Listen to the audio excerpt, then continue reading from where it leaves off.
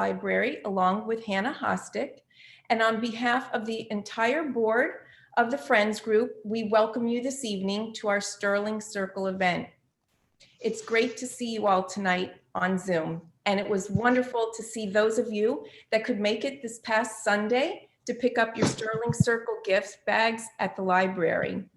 Of course, we were all socially distanced and we wore our masks, but I know there was a lot of smiling under those masks going on because we missed you all, and it was really nice to see you, and hopefully soon we will all meet up again at the library. Gift bags is our way of saying thank you so much for your very generous support, which helps Friends bring top quality programming. It also helps us to advocate for Broward County libraries, and it helps us to buy any needed supplies for our Stirling Road Library. We have a wonderful program for you tonight in partnership with the Hollywood Art and Cultural Center. Did you know that the Art and Culture Center was where one of our very first Stirling events took place many years ago? And that was the beginning of a very wonderful partnership between the Friends Group and the Art and Cultural Society. The Art and Cultural Society is a real jewel for our Hollywood community. Furr, who is our Broward County Commissioner, he's attending the program tonight. Hello. Welcome you, Hey. Commissioner Furr, and we'd like for you to say a few words, and thank you. Okay, well, thank you very much. And it doesn't surprise me at all that two of my favorite groups are meeting together like this. The Art and Culture Center has been a jewel in our community, and we just recently had a fundraiser over there. I think I just saw Joy on here, right? Yeah, I'm here. Hey, Joy. Hey, And they had a great fundraiser the other day. They talked me into playing piano and singing on the last one. I don't know where. Hopefully they hide that one away somewhere. But the fact that these two groups, the Friends of the Stirling Library and the Art and Culture Center, are working together on all these things does not surprise me at all, because both groups are fantastic groups. So nice to see. Nice to see. I know the Friends were going to the Cinema Paradiso all the time. Are you all still going over there, or had to take a break on that, didn't you? Well, Yeah. not during these COVID times, we're not going there, That's but what I hopefully thought. that soon too as well. Yeah, but at least you can go to the Art and Culture Center and on a virtual tour, and I know they've been doing various virtual tours, both mural and inside. So Joy, kudos to you to keeping this going and being able to bring culture to all of us, no matter what the time. And there's some cool stuff over there. It's always cool stuff. Every time you get a different exhibit, it's I love seeing it. So it's one of my favorite places, and I'm thrilled to see that you guys are being able to do this. So I also just wanted to say hello to everybody. It's been too long not being able to see everybody. So I hope you have a great tour tonight, and thanks for the invitation to be here. Appreciate it. Thank you so much, Commissioner Furr, and it's always so nice to see you too. Likewise. Kelvin Watson has been our Director of Libraries in Broward County for 3+ years. He's made transformative changes under his leadership. And because of your leadership, Kelvin, did you all know that in 2020, Broward County Libraries was named the Libraries of the Year by the Florida Library Association. It's wonderful, and thank you so much, Kelvin. Unfortunately for us, but we are so happy for you, Kelvin, we wanted to let people know that you will be moving soon, as you have been named the new Executive Director of the Las Vegas Clark County Library District. We're happy for you, but we are so sad to see you go, but good luck to you. We want you to know, Kelvin, that it has been really a privilege of ours getting to know you at our Friends events, at our book club programs, when you would just stop by the library to say hello, and as well as you leading us this summer in a profound book discussion of the Nickel Boys. We really truly are sad to see you leave, but we're wishing you and your wife all the best. Kelvin, will you please say a few words to us? Yes, Julie, thank you. Good evening, everybody. And as you all know, I'm not supposed to necessarily have favorites, but this is my favorite friends group. Certainly, I've probably interacted with you much more than I have with any of the other groups. I thank you, Julie and Hannah and Becca, for including me in tonight's tour, and I just appreciate all of the support that you have provided to me in these it's actually close to 4 years. I'll be 2 weeks short of 4 years as the Broward County Library's director. Certainly have enjoyed working with you and providing the services and support to the community, all the work that you do, and especially during this past almost a year that we've gone through COVID. The Friends of the Stirling Road Library, similar to the library's division, pivoted to figure out how to continue to communicate, provide services and resources, and moving online, which you guys did fairly quickly, and you're the only friends group that is consistently doing the work that you're doing with your book drives, and staying safe and just doing everything that you do. So I will truly miss those conversations with you. You probably also get the prize for the most conversations that that I've had with book discussions. So and again, I appreciate that, and I appreciate the opportunity just to build the connections with y'all, and I will never forget you. So thank you. Thank you, Kelvin. We are never going to forget you either. Please stay in touch with us. I'd now like to introduce our Friends Membership Director, Marilyn London. Marilyn? Yes, I have to unmute. That's a start. Hi, everyone. It's so gratifying to see so many of you in attendance tonight. It really is wonderful. I have been membership chairman of the Friends of the Stirling Road Library since about 2017.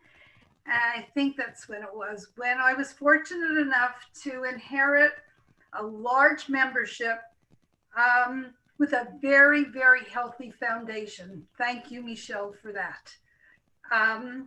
In addition to our regular membership, though, the idea of a special group was introduced to us in about 2015 to try to encourage our members to support us at a more generous level. This was the brainchild of Michelle Cowan, who I believe is here tonight, and she collaborated with the board to make this happen.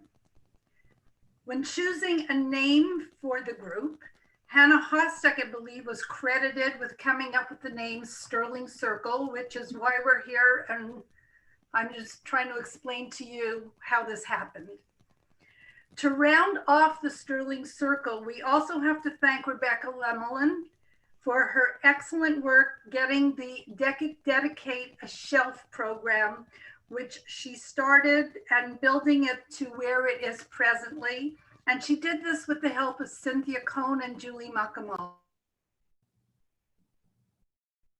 Oh, Marilyn, you're on mute. We can't hear you. Technology, I didn't touch it. I don't know what you heard and what you didn't hear, but basically it is a collaborative effort, and this is how it is that you are here. And this history now brings us up to where we are today. And it's with much gratitude that we thank you all for your wonderful support. By being supporters of the Friends of the Stirling Road Library, your generosity really makes it possible for us to support the local community, as well as to provide the excellent programs that we do provide to everybody else, to everybody who wants to take part in them. Because of COVID-19, obviously we've adapted to Zooms, and this is why we are all here the way we are now. And we hope that the library will be open again sooner than later, and perhaps our next Stirling Circle event will be back in the library. The last thing I want to say to you is to please make sure to watch for the calendar that you will get in the next newsletter. We will be keeping you very, very busy in February. The thing that I'd like you to make a note of is Wednesday evenings in February at 7 p.m. We will be enjoying lectures, but that will be presented to us by Stephen Singer, who is a prominent criminal attorney. And he will be lecturing to us on the crimes of the century, the 20th century. So you're not going to want to miss that series. Please join us. Before I end up, I just want to say that whoever says that libraries are not alive and well, look at us. We're all here. We're enjoying each other, and God bless libraries. So at this point, I have the pleasure of introducing Megan Kent to you.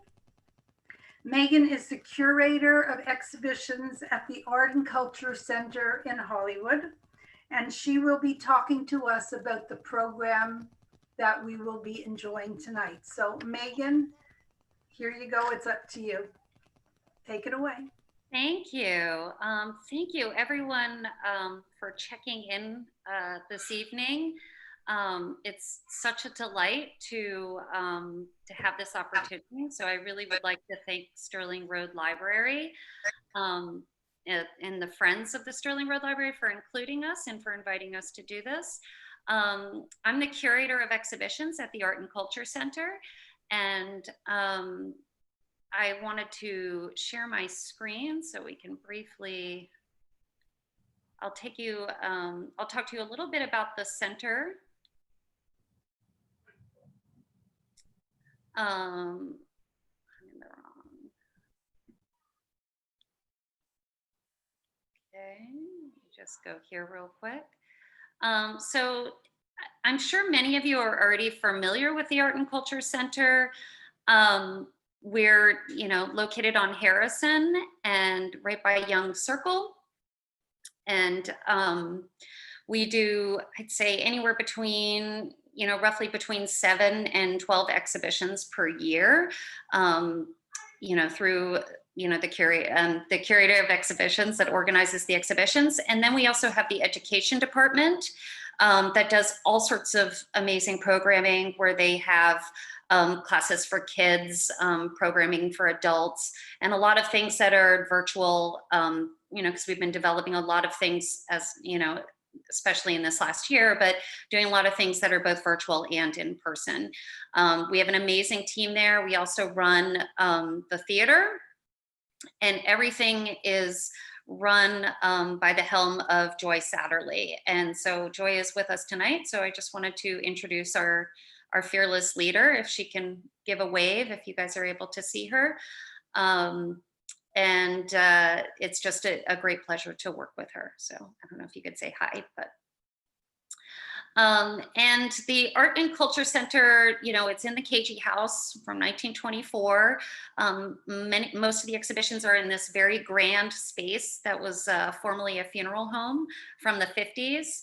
The Art and Culture Center moved in, I believe it was 89, moved into this new center from the beach because the building that was on the beach was no longer a stable place. And so they had to leave that building. So since then, there's been really dynamic, incredible programming there. And so I'm just thrilled to be a part of it. And one of those things is we're leading into this main exhibition space. Is that we do this biennial. Every 2 years, there's a Florida biennial where we invite a guest curator to curate, to do an open call and curate and jury open submissions. And the submissions are for any Florida-based artist. Anybody in the state of Florida is welcome to submit. So we had an open call that went out last summer, and it was in the middle of quarantine. We were thrilled to get submissions from people. We got over 300 submissions. I think the exact number was 324 or 326, but we were just thrilled. And so you can see also, as you're looking at this exhibition, very bright, very colorful, very striking, incredible, just amazing pieces were submitted. And so Coralie did an incredible job. She was our guest curator, Coralie Clayson-Glazen, and she is the associate curator of the Orlando Museum of Art. And so she just did this amazing job of going through this open call, and I just had a real joy and real incredible, wonderful time working with her. So as you're kind of looking through this exhibition, you can see there's some pieces that may be familiar to you, maybe not. There's artists that are from the area, from Hollywood, from Fort Lauderdale. There's artists from downtown Miami. There's artists from Orlando and Tampa Bay. So we got, St. Augustine, Gainesville, Jacksonville. Really, it was just wonderful to see so many different kinds of things from so many different cities in the state of Florida. So as you're walking in, you can see Francie Bishop Good and Sri Prabha there towards the left of the screen. They're based here in the Fort Lauderdale area. We're doing a Fort Lauderdale series of talks this week.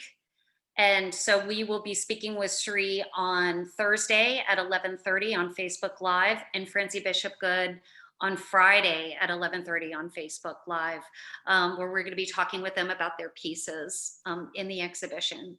Then you can also see Zorae Cyrus, who did the painting of the little girl that's like washed out. Danny Dobro that did those ceramic grass pieces. And then some Miami-based artists like Sarah Stites and Nina Sorrell. Here's Francie Bishop Good and Sri Prabha. The Prabha painting is to the left and the Zorae Cyrus is to the right. Chris Clark is Orlando-based, as is Mayor Martinez.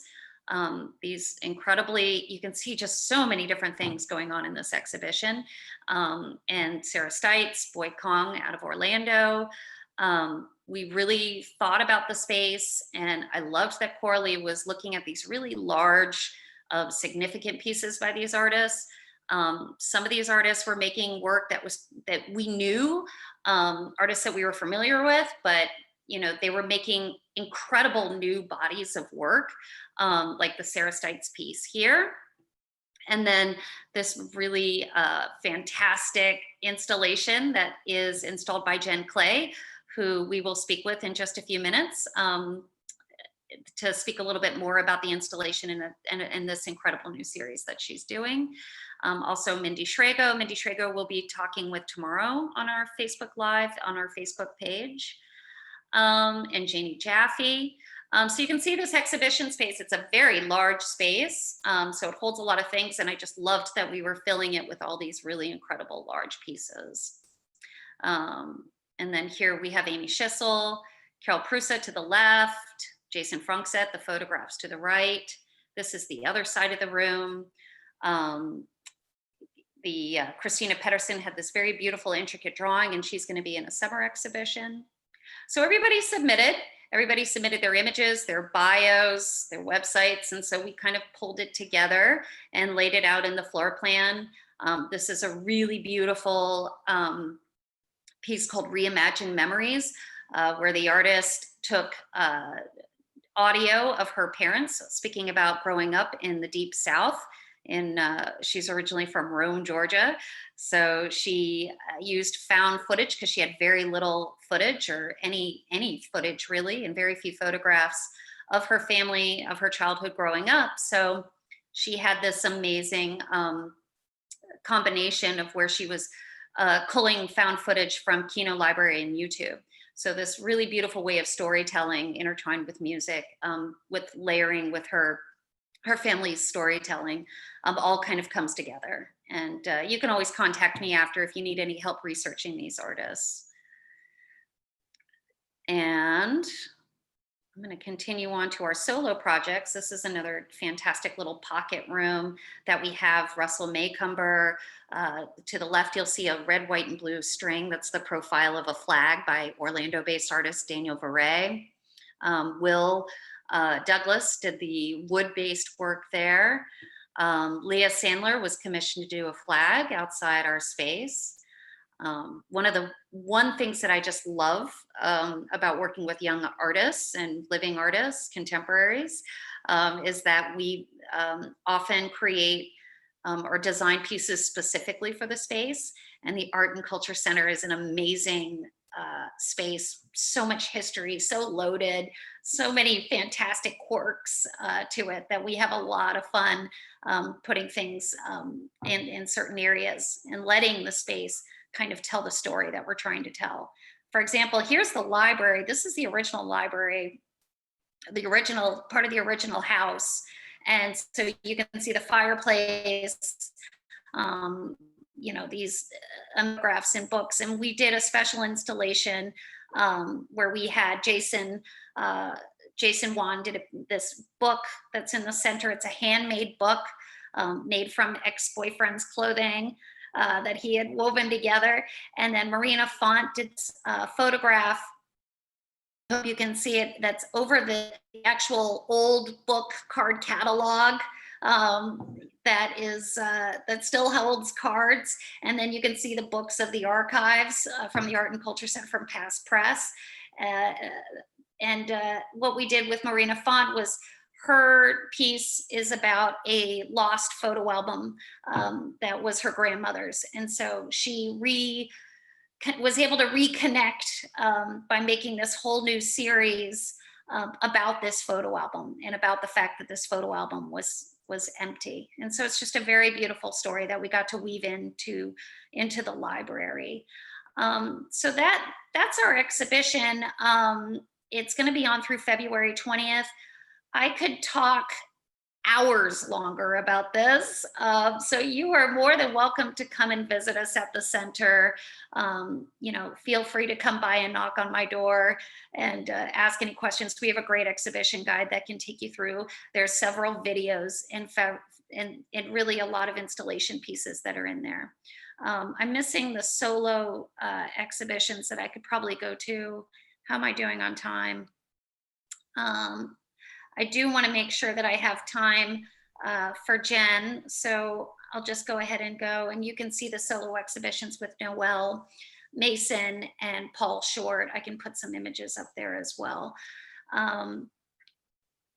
Here's Jenn Clay. So Jenn, are you there? Hi, Jenn. Yeah. I'm gonna let you speak a little bit. One of the wonderful things, one of the topics that I was saying that, you know, the submissions were going through during the pandemic that I think would be interesting for people to know about was how this really came out during that time. And I would love for you to speak about how this came together in the space. Yeah, so I started making quilted textile series during quarantine. It's really the first time that I've been able to make a body of work for myself, and that's really what I was doing. I was doing it for me. And prior to that, the last maybe 5 to 6 years, I've really just worked deadline to deadline, really overlapping deadlines of installations and performances for different venues like ICA Miami, the Norton Museum, the Art and Culture Center, the Pensacola Museum, just like things like that. I kind of say yes to everything. And to the point where I was just hustling. I was just making so with this installation that was at the Young at Art Museum in Davie, I had quilted covers for the TV screens that you see which are like the TV screens are the glowing bits. Yeah. So like I would make this huge amount of work for this one specific experience. And now I've transitioned into making individual objects that can be overlapped to make a forest like installation, but they also can be on their own and have the same intention. Where like this work, I'm most happy when it's just all together. Like it feels really wrong, like a cat being pet the wrong way. When when the work is kind of like by itself, it for me it needs the whole yellow room. And there would also be these costume characters that would come out on this center like kind of carousel shape that would talk to you. And this was a children's museum. And so they would use things that is kind of like similar for cartoons, where there's dialogue that that's for adults, that like whenever you rewatch things that you used to watch when you were a kid, you didn't get some of the underlying intention. Mhm. So There's yeah. a lot. Yeah, I think there's a lot, and this was something we've talked about earlier. We've talked about before, because I've had the pleasure of working with you a few times now, where your work kind of balances between this known and unknown, that's playful, but that also a little bit dark. You know, this, as if everybody's looking, this is an exhibition view during Time to Play last summer that we had. And you can see some of the monsters. These are some previous pieces that Jenn's made, so that you have a little bit of an idea of the monsters that Jenn creates, that are so playful and fun, but then also there's like a little bit of the uncertainty and unknowing, which you had talked about a little bit. Maybe you can speak about that, like in context to the words and to the material, and the way things are installed. Yeah. So I really I think of myself as a gateway artist. Like maybe this is the first artwork that people experience prior to going to museums. I want it to be incredibly inviting and familiar through the textures, which is quilting, rug making. Like I love texture. But I want it to literally be comforting. I'm not saying that it does that, but that's what I want. I want it to be comforting. I want it to be really something you can't categorize. Like we were talking earlier today during our lunch talk, I was talking about how I was in a maker space, and the people that were in the space were like, is that a tooth? Is that a mushroom? They're like, I think I've stepped on that before. Like, is like the interesting thing is when we come across ambiguity and we're truly unable to categorize it, our mind tends to keep oscillating and keeps trying to put it in a category. There's a really interesting article by this artist writer called DJ Spooky. I forget his actual name, but that's his artist name, his performance name. And he talks about originality and how there is no such thing as originality, and all artists are making their own Frankenstein monsters. So think of it as like you're pulling, like you're kind of like showing your art family. So you're pulling like inspiration. Maybe that's the torso, like maybe this is the arms. So if that makes sense. Figures, like those are arms kind of reaching down, and hands that are kind of pulling out. And as you saw earlier in the Young and Art Museum, there are these hands that kind of come down and kind of grab at you. And it's interesting the way that you talk about it, especially in context to where we're in now, where there is uncertainty, and especially in the time when you were making this. where there was uncertainty, where suddenly the rug had been pulled under all of our feet, and we're in a situation where we're not knowing exactly what's going on. And you create these realms that do that. I'm from North Carolina. I'm from the mountains. I grew up in the woods, and I had a lot of completely isolating time periods in my childhood. I love ambiguity. I love like just the unsettlingness. I like horror movies. I like science fiction movies. And I really love doomsday characters. So like The Blob, I love The Blob. That's like my favorite movie, because what would you do? Like, how do you fight a giant chewing gum? And I feel like that type, because it's like a giant weird chewing gum thing, and it absorbs people. And like that type of ambiguity is something that we're dealing with now, where like the numbers for the amount of people who have passed away for COVID, that like we can't really contextualize that. That for me is something I've experienced, that type of uncertainty prior to COVID. And I think we all have, but the one thing that is kind of interesting is now we're all sharing in this specific uncertainty for the future. A lot of my work, like this work, I wanted it to be a physical manifestation of my own anxiety, because then it finally arrives and I can deal with it. That like, yeah. Like It's I was beautiful having, because your work is very giving. Like it's such a lovely way of that you talk about it, where it's it deals.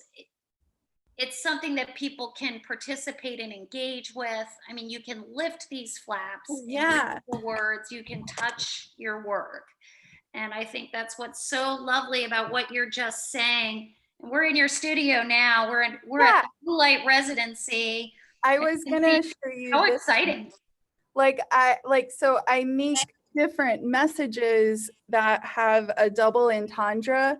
So this one was a dye project or a dye test, but it says, "I think about you all the time," which could be really sweet, but also really creepy. And I like that gray area.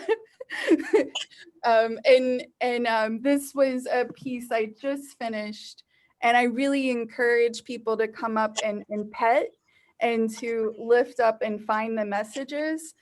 And I was thinking of this work as a performance, like a performative object, similar to how I like to wear costumes and engage with people.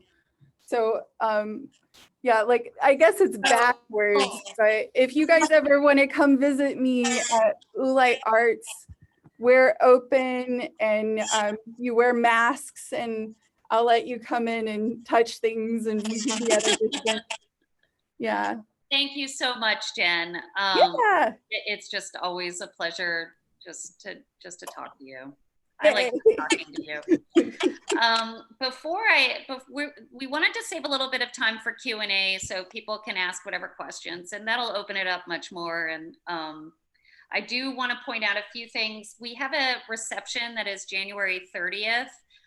That's RSVP, so because we'll be on limited capacity. So if you're interested in coming to a reception, you can just go on to our website, artandculturecenter.org, and you can check out how you can actually come visit us and come to the opening, come to our reception. We would love to see you there. We also do, every third Sunday is a free family day, and that is, the Education Center organizes a really cool craft project in the summertime. I do things that connect with artists. I was able to do something with Jen last year. It was Make Your Own Monster, and it was super, super fun. So our third Sundays are really, really fun. And then we just started doing these second Saturdays, and those are called Crafternoons that are hosted again by the Education Department by Amanda Smith. We have supplies that we lay out so that people can just come and make art. You can do whatever you want. Sometimes there's little classes like crafting by wood burning. I know that there was one on a second Saturday that had that activity, but you can just show up and do whatever. And that's just kind of the beauty of it. It's at the art school that's right next to us. We do all sorts of programming and planning, both virtual and in person. So please come check us out. The other thing that I wanted to mention that I'm so excited about is the next exhibition is inspired from the book. And I'm going to share my screen again real quick so I can show you. We're doing a show called Cloning the Ghost. And I don't know how familiar all of you are with The Orchid Thief, but we're going to do a book club in April. We're going to have that event under RSVP soon as well. I wanted to make sure that I mentioned it now so that you have time to read it and that you could participate. We're going to have it both online and in person, and we'll be sending out an e-blast about that probably in the next couple of weeks. But it'll be in April, and just send me an email. Just, you know, I'm always reachable, so you can always grab me directly, and I can make sure you get information on when that event is happening. But this book is good. I love this book. And then it was made into a movie. It inspired a movie called Adaptation. And then it inspired this artist who's based in Mexico City. His name is Javier Barrios, to come and do a week-long residency here. He went into the Fakahatchee swamp in search of the ghost orchid. So that was the last thing I really wanted to mention. And thank you all so much for taking the time to listen to us. Thank you. Megan, we have a couple questions in the chat. Okay. The first question is, how many artists were selected to be in the biennial exhibition? Oh, great question. There were 32 artists that were selected for the main exhibition. And then we had two solo projects where they got a special stipend to do their solo projects. And I'm going to see, let me see if I can pull this up. I can. Okay, so I'm going to pull this up real quick and show you. I just was worried about our time. But I'll show you really quickly that this is Noelle Mason, this really beautiful piece that she did that's in our interactive gallery. So she did a very special solo proposal that was designed for the space. And it's basically a series of chandeliers that have all dropped to the floor. And again, this was another piece that was made during the beginnings of the pandemic, when things were crashing, when there were all these movements, Black Lives Matters, just things were just getting completely crazy. And so she did this really beautiful installation of these broken chandeliers. And then there's a sound element that goes with it as well. And then the other room is Paul Short. I'll show his really quickly. His also, in the way that this piece tied in, was that it's about this loss of time. And I don't know if you all remember, it was less than a year ago, but like, you didn't know if Monday was Tuesday or Wednesday. We still have issues of knowing what day of the week it is. So he did this great installation where, you know, there are all these clocks with no hands. And then all of these signs have this kind of sense of urgency, which I think was very much felt, especially over the summertime and still now. But this sense of emergency, and that we're in this kind of, just in this crazy moment, this crazy time. And so we loved talking with Coralie about doing this exhibition. We loved the parallel of these two rooms together, so. Thank you, Megan. Yep. Okay, another question. Is there anything that is, oh, wait a minute. I lost it for a minute. Is there anything that South Florida artists share? Are they different than artists from anywhere else? I'm sorry, can you repeat that question? Is there anything that South Florida artists share? Are they different than artists from anywhere else? Wow, what a great question. You know, with just the internet and just with the world and the technology, I think everybody is aware of what we see around us. I will say there's things that I think that South Florida artists do that are a bit different or unique in sense of a lot of pieces that are about the environment. There's a lot of artists that work really like directly with the environment and thinking about climate and thinking about ways of introducing art to help motivate people to take better care of the environment. And I think that's because, you know, we just live so close to the shore that there's this sense of urgency that is that artists definitely react to. Yeah, I would say that's probably one striking factor that I've noticed since I've lived down here. But as you can see from that group exhibition, you know, some people are more conceptual based, where they make pieces that are very streamlined, or the video pieces that are very like specific.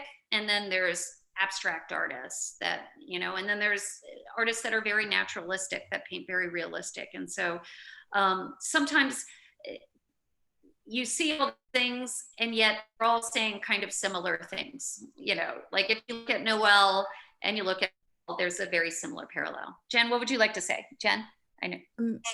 I think, like, as an artist, being in an artist community, what's really different about living here is that artists are much more likely to collaborate, and also no one's gonna be like, you can't do that.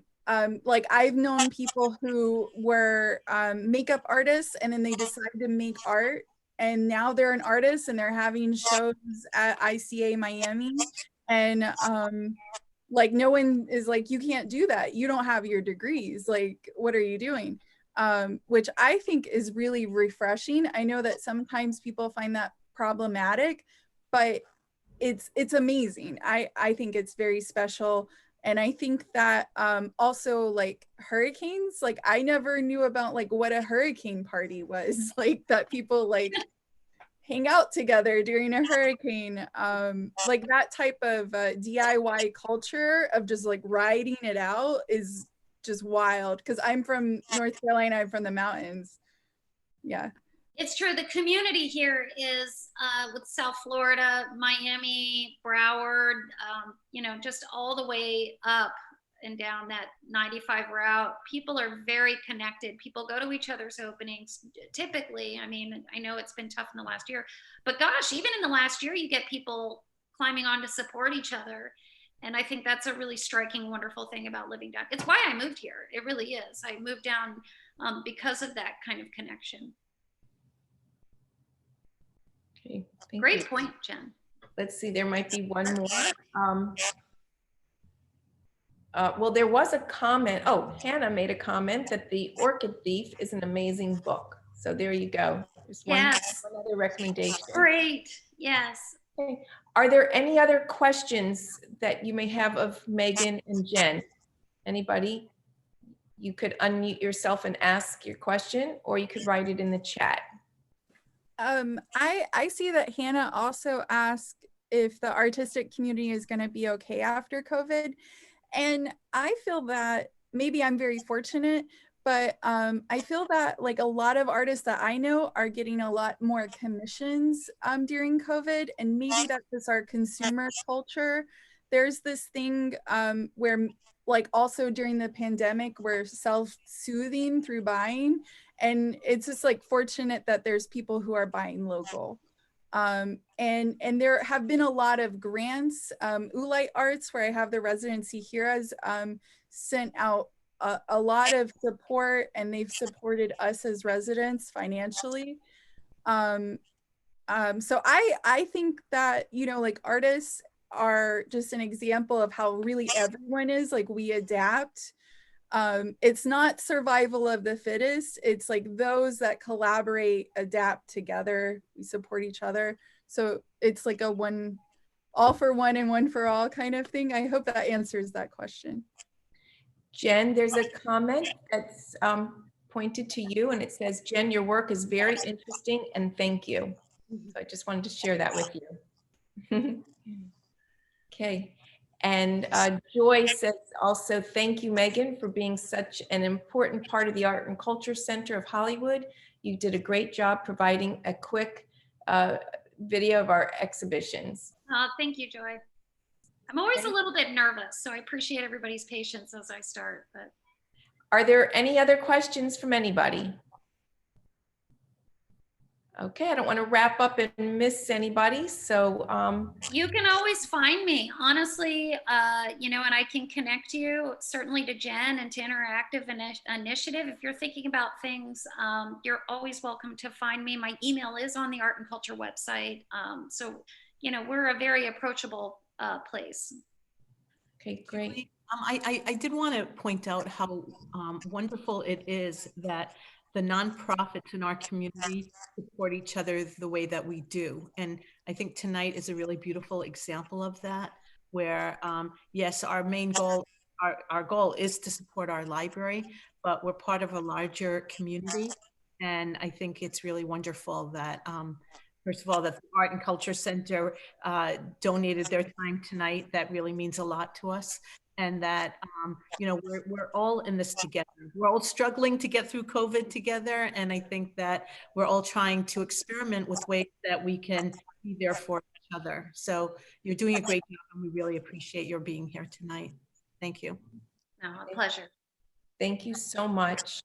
And there's other chat, there's other statements in the chat that says that this has been a great evening, and thanking you both so much for your presentation.